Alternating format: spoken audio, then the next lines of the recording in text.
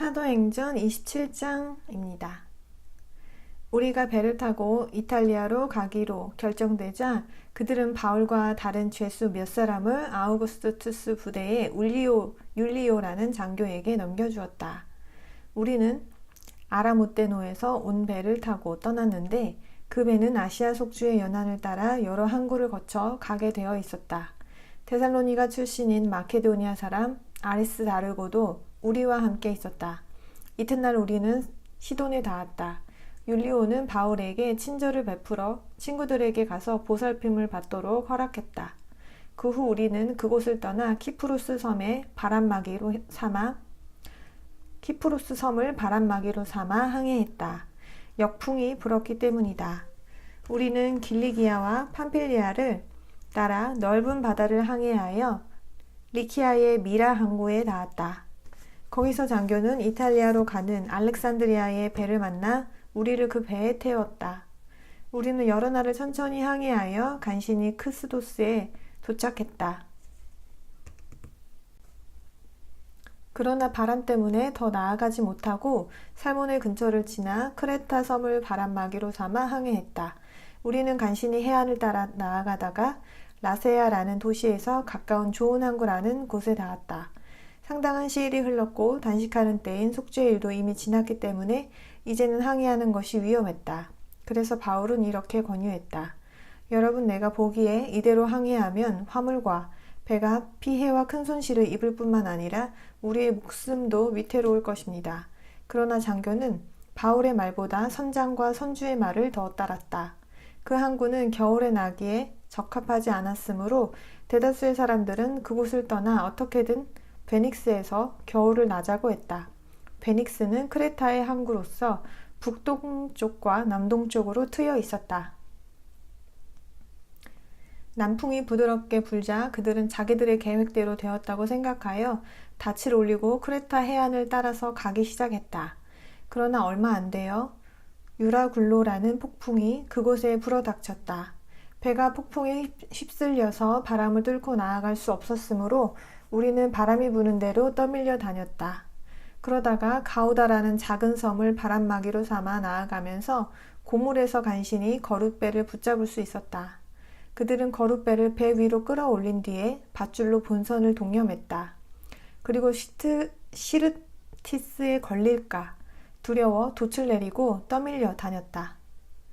배가 폭풍으로 격렬하게 요동하고 있었기 때문에 이튿날 그들은 배를 가볍게 타려고 짐을 버리기 시작했고 셋째 날에는 자기들 손으로 배의 장비를 내던졌다.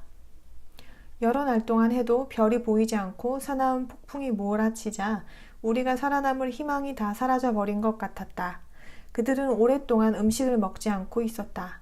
그때 바울이 그들 가운데 일어서서 말했다. 여러분은 내 말을 듣고 크레타에서 떠나지 말아야 했습니다.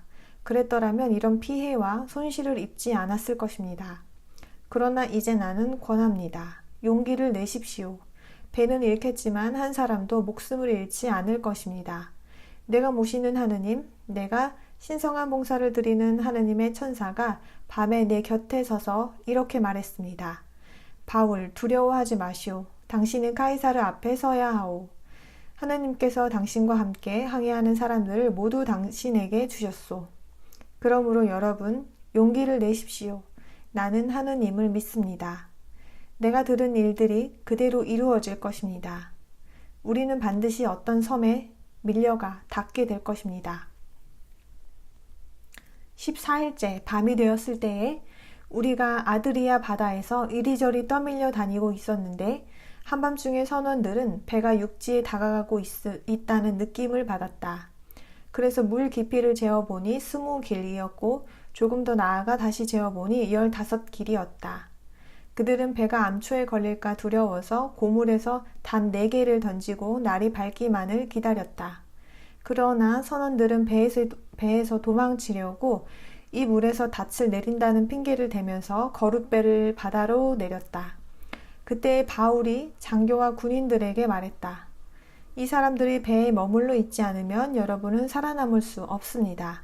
그러자 군인들은 밧줄을 끊어 거룻배를 떠내려 보냈다. 동틀 때가 가까워지자 바울은 모든 사람에게 음식을 먹으라고 권하면서 말했다. 여러분이 마음 졸이고 기다리면서 아무 음식도 먹지 않고 지낸 지 오늘로 14일째입니다. 그러니 이제 음식을 좀 드십시오. 그래야 살아남을 수 있습니다. 여러분 가운데 어느 누구도 머리카락 하나 잃지 않을 것입니다. 바울은 이 말을 한 후에 빵을 들어 그들 모두 앞에서 하느님께 감사를 드리고 떼어 먹기 시작했다. 그러자 그들 모두도 용기를 얻어 음식을 먹기 시작했다. 배에 있던 사람들은 모두 276명이었다. 그들은 음식을 든든히 먹고 나서 밀을 바다에 던져 배를 가볍게 했다. 날이 밝자 그들은 어느 땅인지는 알 수 없었지만 모래사장이 있는 어떤 만을 보았다. 그래서 할 수만 있으면 배를 그 해변에 대기로 했다. 그들은 닷들을 끊어 바다에 버리고 동시에 양쪽 키를 묶은 밧줄들을 풀었다. 그리고 앞 돛을 올려 바람을 타고 해변을 향해 나아갔다. 그런데 배가 바닷물이 양쪽에서 만나는 모래톱에 걸려 얹히고 말았다. 이 물은 박혀 꼼짝도 않고 고물은 세찬 파도에 부서지기 시작했다.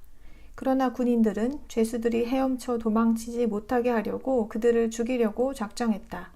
그러나 장교는 바울을 구하고 싶어서 군인들이 뜻대로 하지 못하게 막았다. 그리고 헤엄칠 수 있는 사람들은 바다에 뛰어내려 먼저 육지로 가라고 명령하고 나머지 사람들 가운데 일부는 널 조각을, 일부는 배의 파편을 붙잡고 가게 했다. 그리하여 모두가 무사히 육지에 이르게 되었다. 사도행전 28장입니다. 우리는 육지에 무사히 오른 뒤에야 그곳이 몰타 섬이라는 것을 알았다. 원주민들은 우리에게 각별한 친절을 베풀었다. 비가 내리고 날씨가 추워서 그들은 불을 피우고 우리 모두를 친절히 맞아주었다. 바울이 나뭇가지를 한 다발 모아다가 불 위에 놓자 독사가 열기 때문에 나와서 그의 손에 달라붙었다. 원주민들은 독사가 바울의 손에 매달려 있는 것을 보고 서로 말했다. 이 사람은 틀림없이 살인자다. 바다에서는 무사히 나왔지만 공의가 그를 살려두지 않는 것이다. 그러나 그는 그 독사를 불 속에 떨어버렸고 아무 해도 입지 않았다. 그들은 그의 몸이 부어오르거나 갑자기 쓰러져 죽을 것으로 예상하고 있었다. 그런데 한참을 기다려도 그에게 아무 이상이 없는 것을 보고 생각을 바꾸어 그를 신이라고 말하기 시작했다. 그 근처에 섬의 우두머리인 보블리오라는 사람의 땅이 있었다. 그는 우리를 맞아들여 3일 동안 후히 대접해 주었다. 마침 보블리오의 아버지가 열병과 이질에 걸려 앓아 누워 있었는데 바울이 그에게 가서 기도하고 손을 얹어 낫게 해 주었다. 그런 일이 있은 후에 그 섬의 다른 병자들도 그에게 와서 고침을 받기 시작했다. 그들은 많은 선물로 우리에게 경의를 표했으며 우리가 배를 타고 떠날 때에는 우리에게 필요한 것들을 실어주었다. 3달 뒤에 우리는 제우스의 아들들, 뱃머리 장식이 달린 배를 타고 떠났다. 그 배는 그 섬에서 겨울을 난 알렉산드리아의 배였다. 우리는 시라쿠사 항구에 들어가 3일을 머물렀다가 해안을 따라가서 레기움에 도착했다. 하루 뒤에 남풍이 불어 우리는 이틀째 되는 날에 푸테올리에 이르렀다. 우리는 거기서 형제들을 만났는데 그들의 청을 받고 7일 동안 함께 머물렀다. 그런 뒤에 우리는 로마를 향해 갔다. 그곳의 형제들은 우리에 대한 소식을 듣고 아피오 장터와 새 여관까지 우리를 맞으러 왔다. 바울은 그들을 보자 하느님께 감사드리고 용기를 얻었다. 마침내 우리가 로마에 들어갔을 때에 바울은 자기를 지키는 군인 한 사람과 함께 따로 지내도 된다는 허락을 받았다. 3일 후에 그는 유대인의 유력 인사들을 불러 모았다. 그들이 모이자 그가 말했다. 형제 여러분, 나는 우리 백성이나 우리 조상들의 관습을 거스르는 일은 아무것도 한 적이 없습니다. 그런데도 나는 예루살렘에서 죄수가 되어 로마인들의 손에 넘겨졌습니다. 그들은 나를 신문하고 나서 사형을 내릴 만한 근거가 아무것도 없었으므로 나를 놓아주려고 했습니다. 하지만 유대인들이 반대했기 때문에 나는 카이사르에게 상소하지 않을 수 없었습니다. 그러나 내 동족을 고발하려는 것은 아니었습니다. 나는 이런 이유로 여러분을 보고 말하고자 한 것입니다. 나는 이스라엘의 희망 때문에 이렇게 쇠사슬에 묶여 있습니다. 그들이 바울에게 말했다. 우리는 유대로부터 당신에 관한 편지를 받은 일도 없고 또 거기서 온 형제들 중에 누가 당신에 관해 나쁘게 보고하거나 말한 일도 없습니다. 그러나 우리는 이 분파가 어디서나 반대하는 말을 듣는다는 것을 알기 때문에 당신의 생각을 직접 들어보는 것이 적절하다고 생각합니다. 그리고 그들은 바울과 만날 날을 정했다. 그날에 더 많은 사람이 그의 숙소로 왔다. 바울은 아침부터 저녁까지 그 문제를 설명하면서 하나님의 왕국에 관해 철저히 증거하고 모세의 율법과 예언서를 들어 예수에 관해 그들을 설득하려고 노력했다. 어떤 사람들은 바울이 말한 것을 믿었지만 어떤 사람들은 믿으려 하지 않았다. 그들이 서로 의견이 일치하지 않아 떠날 때에 바울이 이렇게 한마디 덧붙였다. 성령이 예언자 이사야를 통해 여러분의 조상들에게 한 이러한 말이 적절합니다. 이 백성에게 가서 말하여라. 너희는 듣기는 들어도 결코 이해하지 못할 것이며 보기는 보아도 결코 알아보지 못할 것이다. 이 백성은 마음이 무디어졌고 귀로 들어도 반응이 없으며 눈을 감았기 때문이다. 그것은 그들이 눈으로 보고 귀로 듣고 마음으로 이해하고 돌이켜 내게 고침을 받는 일이 없게 하려는 것이다. 그러므로 여러분은 하느님의 이 구원이 이방 사람들에게 보내졌다는 것을 알아야 합니다. 그들은 틀림없이 그것을 잘 들을 것입니다.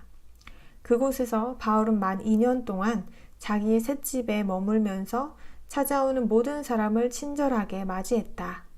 그는 방해받는 일 없이 아주 담대하게 하느님의 왕국을 전파하고 주 예수 그리스도에 관해 가르쳤다.